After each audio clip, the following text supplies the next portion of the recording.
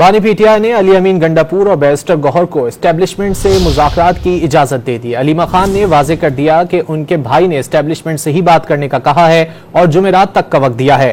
अली मोहम्मद खान ने वाजे कर दिया कि जहां इख्तियार है उनसे ही मुज़ाकरात करेंगे।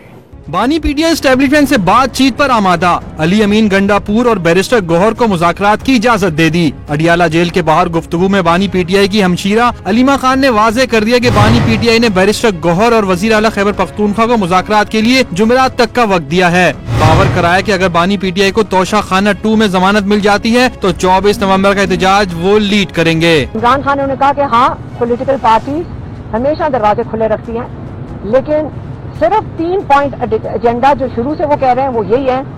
आपको पता होगा अब तक रूल ऑफ लॉ, जिसका मतलब हमारी जुडिशरी, दूसरा जो हमारा लोगों का, हमारा सबका जो वोट चोरी हुआ है उसके लिए बात कर सकते हैं कि उसकी वापसी होनी चाहिए, और तीसरा जो नाहक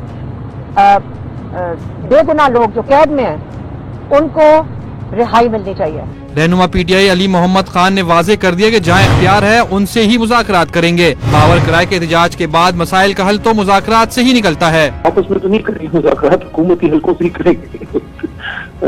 जिधर मसला फंसा हुआ उधर ही होंगे। प्यार जिधर है बात अल्टीमेटली उतरी जानी है। लेकिन मेरे ख्याल में जो बात मीडिया में आ रही है कि हुकूमती शख्सियत है या कुछ है, शाम तक काफी क्लैरिटी आ जाएगी। असल में तो देखें, सारे अल्टीमेटली एहतजाज के बाद भी मसाइल का हल गुफ्तगू से निकलना है। चेयरमैन पीटीआई बैरिस्टर गौहर ने अपने बयान में वाजे कर दिया कि हुकूमत ने मुज़ाकरात के हवाले से कोई राब्ता नहीं किया। बानी पीटीआई ने NRO अगर लेना होता तो इतना अरसा जेल में ना होते। मुशीर इत्तलात खैबर पख्तूनख्वा बैरिस्टर सैफ ने दावा किया कि पीटीआई में इख्तिलाफ की खबरें जाली हुकूमत की ख्वाहिश हो सकती हैं, हकीकत नहीं। बावर कराए कि बानी पीटीआई समेत तमाम सियासी कैदियों की रिहाई के लिए सब एक पेज पर हैं।